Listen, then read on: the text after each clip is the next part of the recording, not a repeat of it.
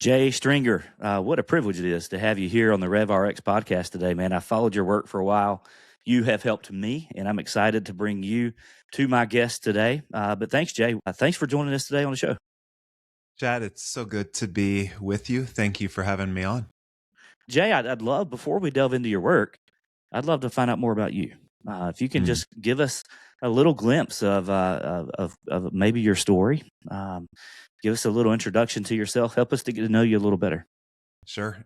So I am a pastor's kid, a PK, Yeah. third of four kids. And, part of what I would say about that is my older sister took more of like the traditional rebellious pastor daughter, kind of like created some headaches for my dad. My older brother went a lot more into like, maybe you could call it like a philosophical rebellion. Like he was reading Nietzsche at 16 and critiquing some of my dad's sermons. Well, so I grew up kind of in this recognition that so much of my mother and father's world, was just difficult, whether it was just heartaches in their marriage, difficulties that they were experiencing as, a pastor's wife, and then, at least two kids that they were having some initial time with. So I would say that kind of became something of the provisional self in me in those early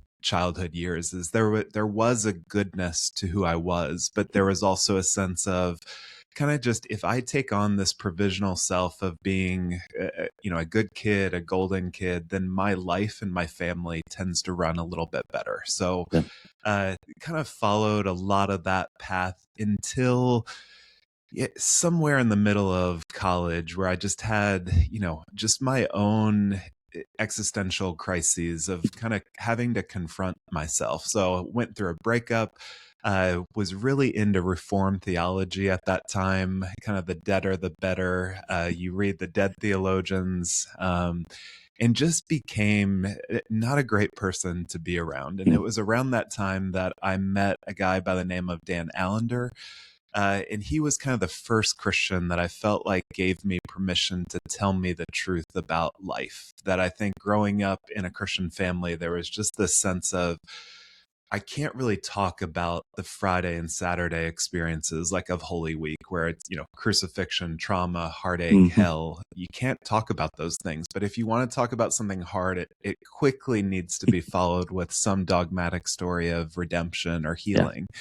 And Dan was the first one that kind of just gave me permission to say, like, I don't understand any of this. Sure. Have a lot of anger, have a lot of unaddressed trauma, and I need to address some of this stuff. So I would say meeting him changed the trajectory of my life.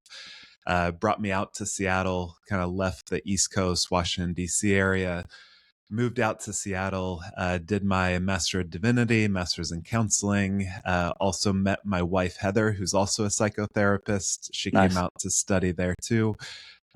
Spent 15 years in Seattle, have two kids. And then during COVID, we made the decision to move from Seattle to New York City. So it was a completely wild time of just everybody's moving out of the city and we are coming in. So, so psychotherapist, author, and as I was saying before the show, work in progress. Like I have been in something of my own midlife. I wouldn't call it a crisis. It's more like a chrysalis of just being in a little bit of a goop and wondering what in the world is going to emerge from this season of life. So, little bit of background. I like that. I resonate with a lot of that. Poor preacher's kids, man. Did you get worked into a lot of sermons as illustrations? And I did.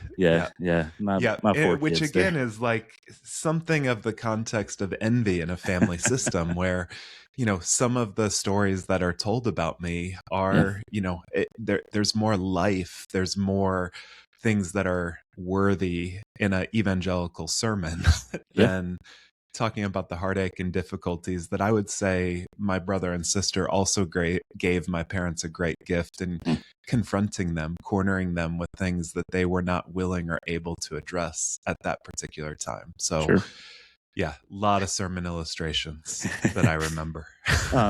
My position as a pastor right now is young adult pastor. So it's that age after they graduate high school. and into young familyhood. And that's really that age you were describing, a little bit of having that I can't say the word, existential crisis, um, of just breaking down, a Mm. lot of the things of, why do I believe this? And is this reality? And coming through that and coming on the other side, and then having permission. And I think that's key. Someone coming along and giving you permission to be able Mhm. to talk about the things that you struggle with, and to be able to normalize those things. Because you're right, especially in evangelical circles, we find ourselves pushing those things away, or trying to, kind of revamp the course of that, instead of just addressing it with honesty and truth. Exactly. Yeah. I mean, particularly in my 20s was when so much of this hit the fan, Yeah. like struggling with my own unwanted sexual behaviors, like Hmm. porn use, having an eating disorder that, of bulimia that I had never heard any other man really talk about. And Wow. so there was all these kind of swirling desires inside of me, like really wanted to go into ministry, go into counseling, understand the human heart, understand who I was, and yet also dealing with all these conflicting desires that I felt like were turning me into the worst version of myself. Mm.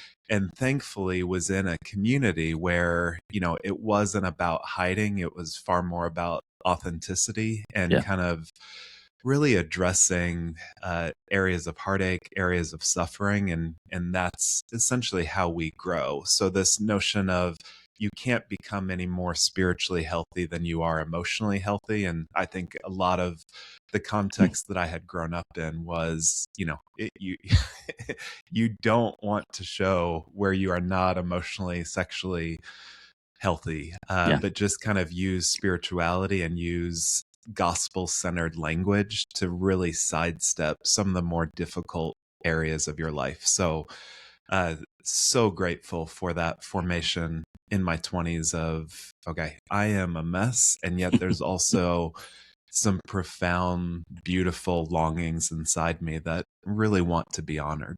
Yeah, yeah, I love that, and I appreciate your authenticity too, to be able to say, "Hey, I'm still a work in progress." And we talked about this a little bit beforehand. I think we all are. We haven't reached our destination to this point. If you're listening to this, hey, we're all works in progress.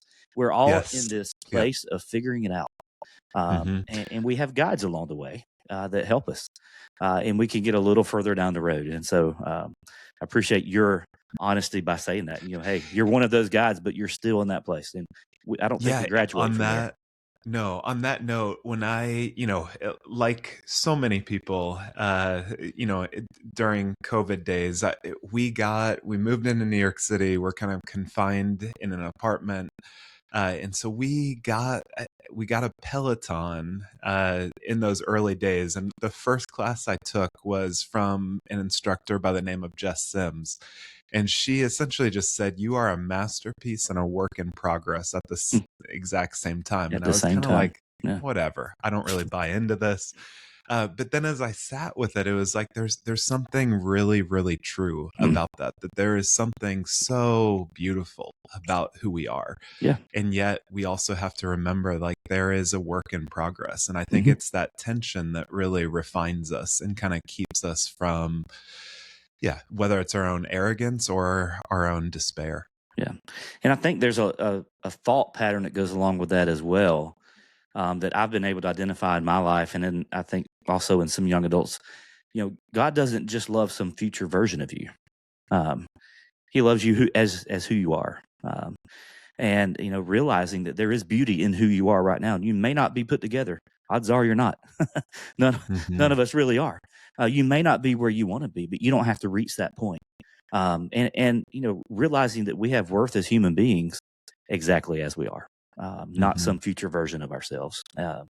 And Exactly. and you mentioned desires, and I think that's a good launching place for us, because you've written a couple of really good books, um, that I have resonated with. I have found extremely helpful, and I can't wait to bring some of this to my audience. But one of them is Unwanted, and that is just we could have a whole nother conversation on that one. Yeah, we That addresses the elephant in the room for a lot of people, and it's overcoming these sexual desires. And and really getting to the root of them and really helping us see them for what they are.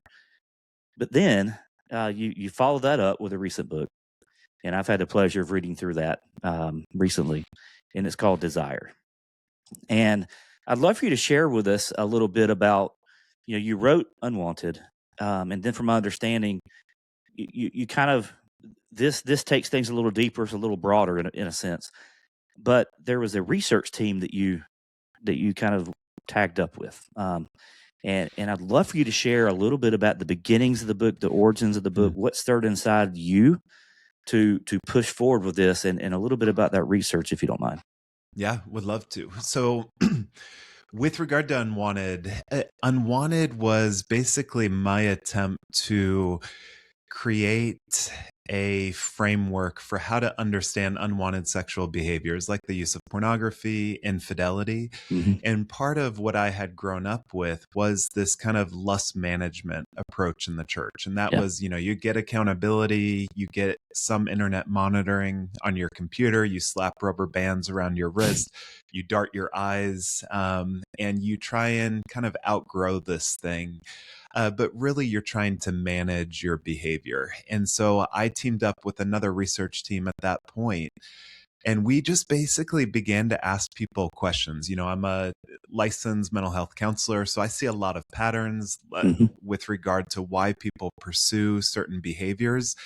And so one of the things that I was really curious about is not just like, do people watch porn? Because we know that, this is not just a male issue. It's something like 30-40% of porn users are now women now. Right. So we know that this is a human reality. And Yeah. so I wanted to get a sense, not just do people watch porn, but what types of porn do people actually pursue? And what we found is it was so fascinating. We could actually begin to predict what types of porn people would watch based on the unaddressed portions of their story. Wow. And that kind of just, I think, unlocked something in me. Like I wrote a blog entry before my book was released, and I got like 100 requests for therapy from that blog alone. And, part of what it was is I don't think anyone had really been invited to develop curiosity about why they're drawn to their particular fantasies. Yeah. And so that's why I think Unwanted really struck a nerve, is it gave people kind of different language and a level of curiosity about why they do what they do, where, a lot of them came from that lust management approach, or one of the best-selling books of all time with regard to Christians kind of just, told spouses, if your husband is trying to leave porn behind, essentially present your body as a merciful vial of methadone to him, like direct quote. And it's like, what do you think that does to arousal and libido in marriage, to know like you're just methadone to him? Yeah. So I wanted to change that conversation. So felt like we did. And then it just became the question of like, what do I write next? And so I started paying attention to my clients. I started paying attention to readers' input. We got a lot of responses of like, Jay, I love your approach. But some of us struggle with out of control sexuality. What do I do if I feel like I have no desire for my sex life? Like, what is it, if I feel like I need a defibrillator to get my sex life going, and like, what do I do in the midst of that?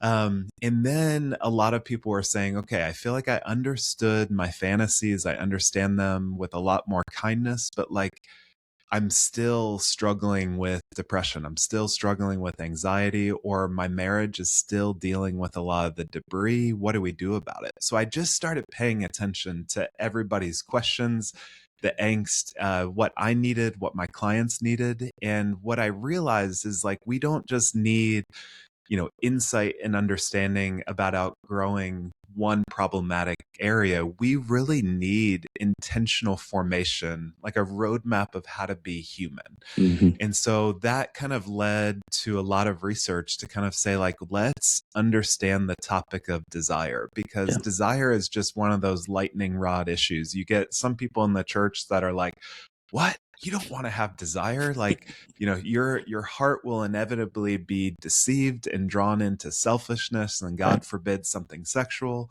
And then you get the cultural sound bites that sound really good of like, follow your heart. What do you want to do with this one wild and precious life that you've been given? But we have no practical guidance on how to develop our desires. And so that was kind of some of those initial stages of recognizing like we need to get underneath behavior even more to Mm. understand this kind of amazing, mysterious, powerful force called desire. And I think desire is one of the most beautiful gifts that God has given to us. And we don't utilize nearly we don't utilize much of it at all in our lives. So Okay. usually we look at a lot of our behaviors of, substance abuse, porn, greed, envy, and we're like, yeah, desire is not a good thing. I should just kind of bury this. So, Yeah. And I love the approach you bring to this too, because you've got a degree in theology, and then you're also studying human behavior. And I love how you listen and you look for patterns. To me, that's the greatest way to learn, is by recognizing patterns that already exist. Instead of trying to fit people into a blueprint that you've created, you're trying to adapt to what you're seeing. And so I think that's beautiful. And I love the approach that you bring, that is this spiritual side combined with, this mental side combined with what goes on in our brains and in our bodies, and this marriage that we are holistic beings. mhm, And that's one of the things that I like to teach and preach as part of this podcast, and it's part of just who I am. This is the marrying of Rev RX. So this is, I'm a pastor, I'm a pharmacist, and I have perspective that I didn't always have because of my training in both of those areas. That we are holistic human beings. Your spiritual health is not different than your emotional health. Is not different than your mental health. It's not different than your physical health. They all go together. We can't separate them like we try to so many times. well Um, said. and so the bringing together of all these desires, I think is something that's relatable to most people. In your Mhm, book, you describe this predicament, and it's one that I resonate very heavily with. And I'll share a little bit of that. But you say we live in this moment of unprecedented gratification. There are so many ways that we can meet some of those desires, quote unquote, in our world today. Yet, it seems like that, and I think a lot of the behavioral science proves this out, not only anecdotally, but with studies. People are more restless, lonely, and anxious and unfulfilled than ever. What a predicament we find ourselves in. Can you speak to that a little bit? Can you unpack that a little bit and help us to understand? Okay, if we live in a world where so many things can meet our desires, why are we still finding ourselves unfulfilled and unsatisfied? Yeah, it's one of those questions that I think all of us need to ask ourselves, Yeah. which is, why do I desire what I desire? And oftentimes, you can kind of have the disillusionment of like, you get the goal that you've been trying to reach, and then you get it, and then you find out that like your desire shifts right away. Yeah. You get the partner that you want, you get the kid that you want, and it's a type of lust. It's a type of, uh, as Dan Allender would say, a desire gone mad to get married, to have kids, and then you want to get single, and then you want to get rid of your kids, or you can't wait for them to grow up. So our desires are always kind of shifting, Hmm. and in many ways are reading us. And so I remember kind of some of the early days of this project. I was listening to a book where the author was just talking about like, most people don't think much about like a desire for a nice green lawn. Hmm. And so he's like, do you know where that comes from? And essentially it goes back to like 17th and 18th century aristocrats, where they just had too much money and too many laborers. And they would turn these fields into nice green lawns. And so, so many of our desires are being primed into us from generations before. As I spoke about my provisional self and growing up in a pastor's family, my family of origin was priming my desires. And part of what we're learning from culture is that, there are billion-dollar industries that are designed to wake up your heart and your affections and your longings and open up your wallet.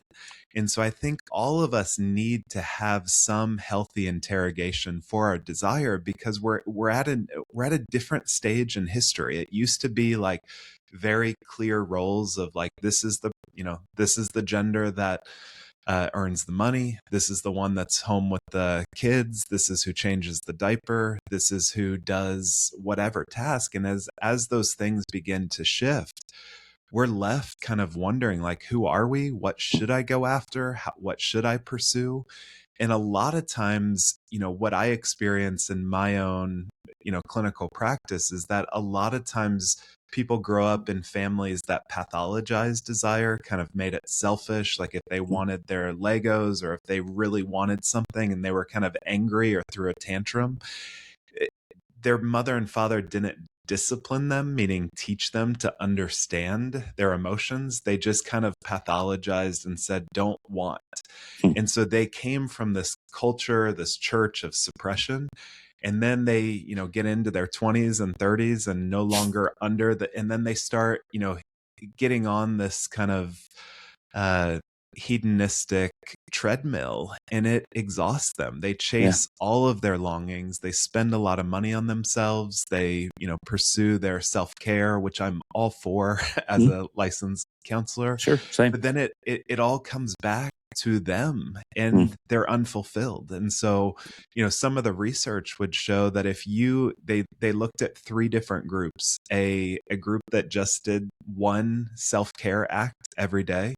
The second was, think good thoughts or send a prayer to someone that is struggling or going through something. And then the third was to do an intentional act of kindness to someone every day.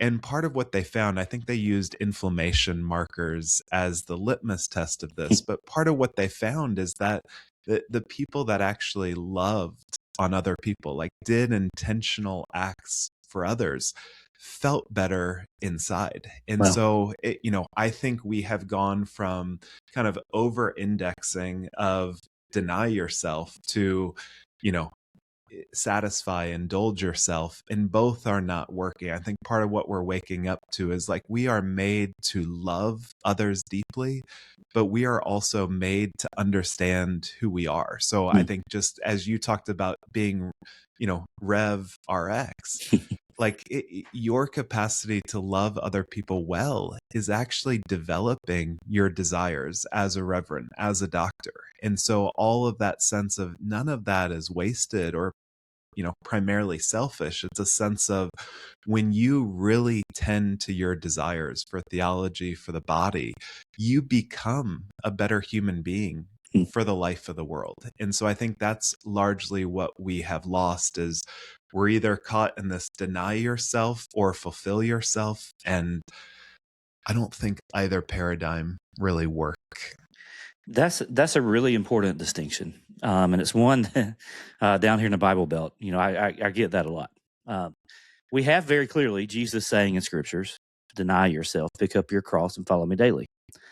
And we take that to you can take that to the extreme and say you can have no desire for anything, and really that can take a lot of different forms. Then you have a culture that says, indulge yourself. YOLO, all of these things. And you've got these competing desires. And where I find myself is in the middle. I find myself in the middle. I think a lot of other people do too, to where they see value in the sayings of Jesus. They find value in who he was. Maybe not so much looking at the nuances of what he was trying to say with that verse, but deny yourself. But then we also realize that we are better. We are better human beings if we take care of ourselves. And it's that balance of you've heard it said this way: you can't pour from an empty cup.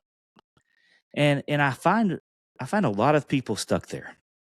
They want to be a good Christian. They want to be a follower of Jesus that denies themselves.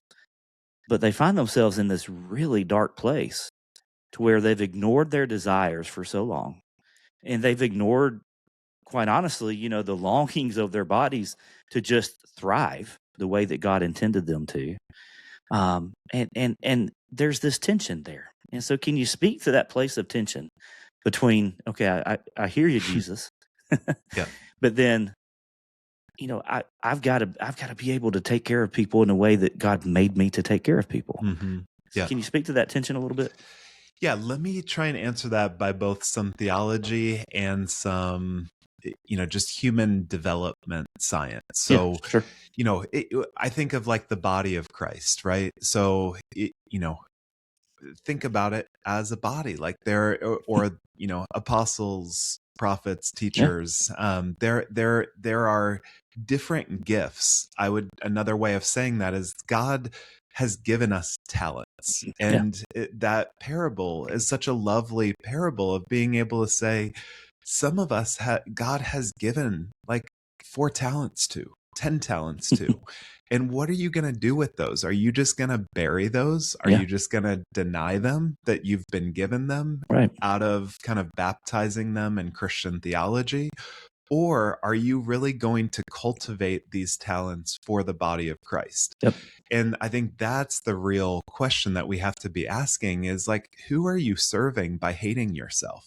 So if we are made in the image of God, God's desires, God's longings are embedded within us. And so I Amen. think part Yeah. of what we need to recognize is that like God has planted eternity in our hearts. He's planted a desire for the kingdom in our hearts. He's planted a desire to love, to know, and to be known. And our task is to really begin to cultivate those things. Sure.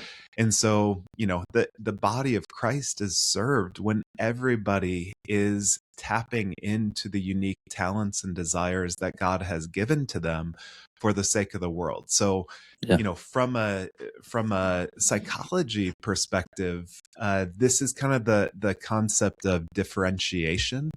And Yeah. so differentiation is taken from cell biology. And I know this is going to sound boring, but stay with me because I think it's fascinating. Oh, I'm eating this up. This is good But stuff. essentially, in order for a plant to grow, those cells have to differentiate or divide in order to support the organism's growth. And so when we're thinking about growth requires differentiation and individuation. You have to know who you are. So think about this in terms of like a symphony, that if you were to go to a symphony in Atlanta or New York City, you want your violinist to be the best violinist in the city. You want your percussion team to be phenomenal. You want your, clarinetists, your woodwinds to be so good at what they are doing.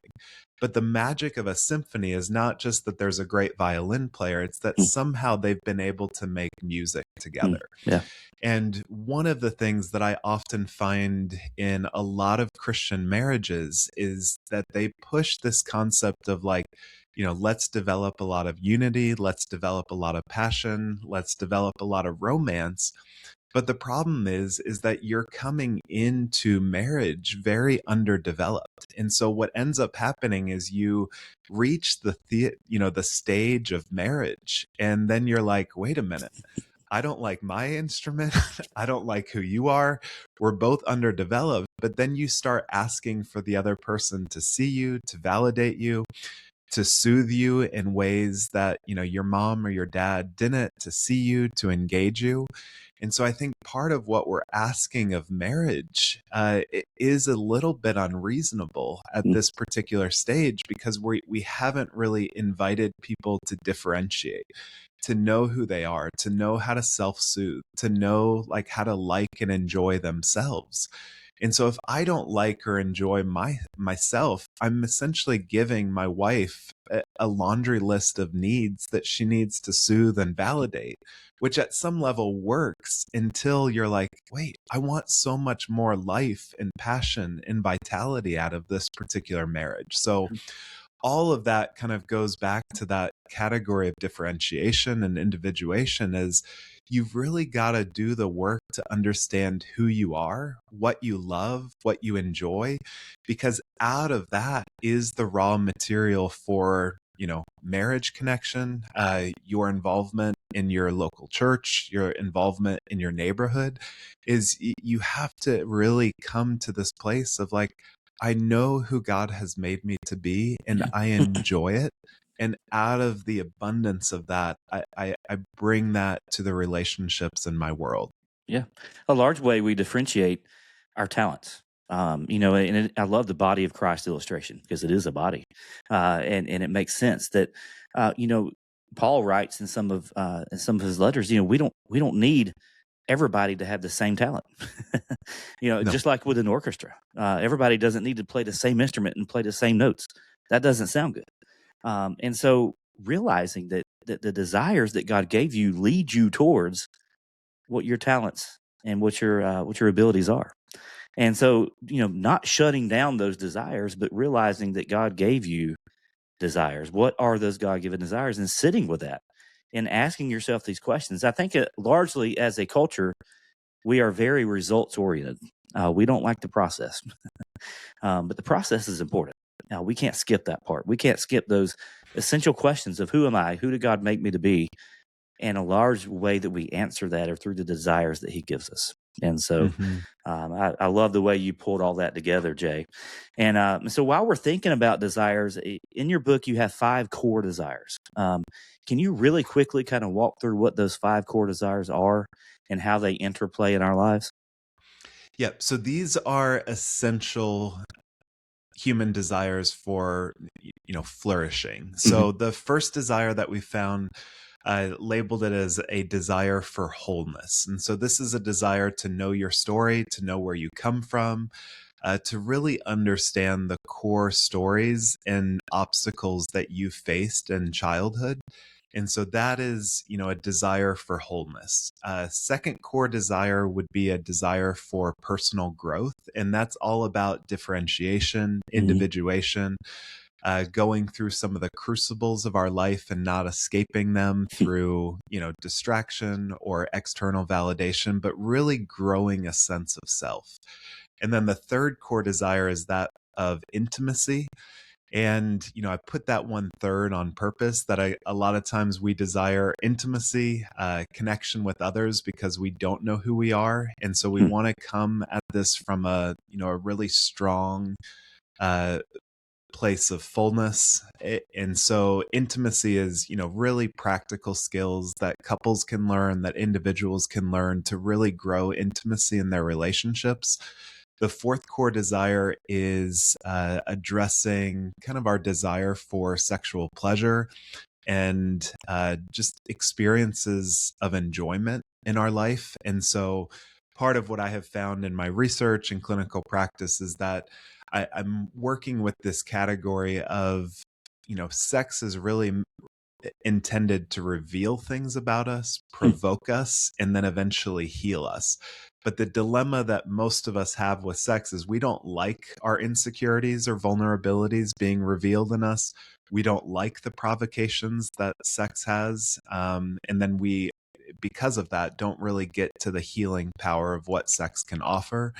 And then the final core desire is that of meaning and purpose in our life. And that's what we found, is that, these desires are not a la carte menu options that you get to pick or choose. You have to choose all 5 of them, Yeah. because part of what happens is some people are like, okay, I have trauma. I need to desire my own healing. And then you read The Body Keeps the Score, you get into counseling, pastoral counseling, and then you like care about your story, but you still have no idea how to do intimacy with Yeah. someone else. Right. And Right. or another time is you're like, pursuing meaning and purpose in your ministry, your career, and you are just crushing your career, or you've become something of a Joan of Arc in your field, and yet your marriage is imploding, or you're chasing after this kind of hustle culture, trying to reach achievement, trying to earn X amount of money a year, and you have never developed the desire to understand, where did that desire for achievement even come from to begin Yeah. with. And so you over index in your career. So these 5 desires are a little bit like, the US Constitution, that we have different, legislative, executive, judicial, and they're meant to provide something of checks and balance in order for, you know, the United States to thrive. So that's part of what we're looking at is it's not just one desire. You've really got to develop a holistic framework. I love that. I found myself in that place where I was over indexing, I was over prioritizing one area of my life, killing it in whatever, fill in the blank. And the Yep. way I've described that before when I tell my stories, it's almost like a game of whack-a-mole, where if you played this game at the arcade, one pops up, you hit it down, then something else pops up, and Got then it. you Another one. got it. Oh, here's Yes. something else. And that's largely my story for the first 30 years of my life was playing whack-a-mole, trying to pick one and fix it. And I would fix it, and then I would pick another one, and it's all together, guys. These 5 desires are God-given desires that are present within each of us, and it's our job to understand them and to develop them fully into our God-given potential. And so, Jay, Yeah. you are Let doing, me yeah. let me give you an example of just what that looks like. So, That's what I was going to ask you. Go okay. ahead. So like I had, a couple come in for some couples counseling to talk through just some of the sexual difficulties that they were experiencing. And, as we started uncovering kind of just some of their dynamics, one of the things that this man disclosed to me was that he feels like a lot of anxiety around sex, specifically tied into climax. And so we started kind of unpacking some of, just his anxiety around that, how he feels like a failure in the midst of that. So he wanted to develop a greater desire to have better sex and develop more intimacy. And that's all good. I was, blessed his desire for that. But we also needed to go back to understand his story. One of the things that one of my professors in grad school said is like when you get married, that marital bedroom is the noisiest, loudest room in the entire house. Like your mom is there, your dad is there, your porn history, like all of these figures from our life come into that It scene. all And so we joins you started, there. Yeah. exactly. So we started kind of unpacking this inner voice of judgment and contempt and intensity. And part of what we began to uncover is that, he grew up in the Bible Belt. His dad was a college baseball player. And his dad was just one of those classic dads, always yelling at him from the sidelines to kind of like, protect the plate, 2 strikes. And like when he was playing any sport, his dad was just obnoxious, yelling at him. And so after games that he would do really well, his dad would kind of like tap him on the chest, say, good job. But then if he, struck out more than once, if he, missed a handful of layups in a basketball game, like his dad would just leave him and go back home on his own. And so part of what he internalized is, if I am successful, then I'm going to get a tap of love. But if I don't, I'm just going to always hear this kind of inner voice. And so part of what sex was revealing to him was that, this was another sporting event for him of he had to do it right. He had to get it right. And if he failed, which meant for him essentially climaxing before his wife, then he was a big failure. And so part of what we needed to do was to allow sex to provoke him to a different way of being in life. And the more that he did that, the more that he understood his story, understood kind of a desire to engage that boy differently as a young kid of like, what did he really need from a dad growing up? And he needed more kindness. He needed less of an obnoxious figure inside of him. And so part of in his own healing process with sex is he said, if that's true of the way that I have sex, where else is that true in the way that I go about my career and engage these things? So he was looking to his wife, to his career to all validate him. There was this internal voice of judgment and condemnation that was really keeping him from imagination and keeping him from delight. And so that was just one example of, you come in thinking you have a problem with sex or you have a problem with conflict in your marriage or a problem with porn or a problem with trauma. And then very quickly you're like, nope, this is all connected. And so that's really the design of, where this next book is going, is we're going to give you a roadmap to understand all the predicaments, problems in your life, and kind of show you how to find growth and healing in the midst of it.